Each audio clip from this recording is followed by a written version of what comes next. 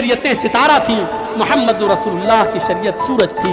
جب سورج نکلا تو آسمان کے ستارے غائب، جب سراج منیر آیا تو دوسرے رسولوں کی دعوت ختم۔ ہم یہ نہیں کہہ رہے کہ ان کی دعوت نہیں تھی، لیکن سراج منیر کے چمکنے کے بعد اب اس دعوت کی، ان ستاروں کی ضرورت نہیں۔ میرے پیارے ساتھیوں، یہ فرق ہے۔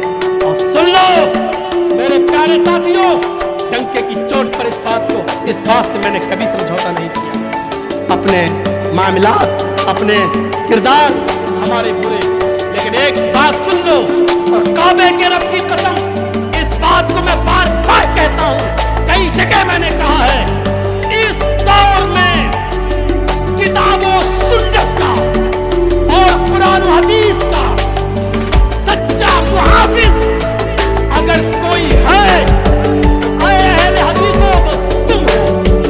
کعبے کے رب کی قسم، کتاب و سنت کے سچے علمبردار اگر کوئی ہے تو وہ تم ہو۔ نبی اکرم کی دعوت کے سچے محافظ اگر کوئی ہو تو تم ہو۔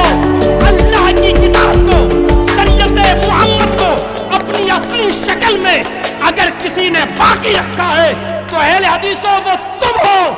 سارے لوگوں نے آمیزش ملاوٹ شروع کر دی، کسی کے ہاں پیروں کی ملاوٹ، کسی کے ہاں فقیہوں کی ملاوٹ، کسی کے ہاں اماموں کی ملاوٹ، کسی کے ہاں محدثوں کی ملاوٹ۔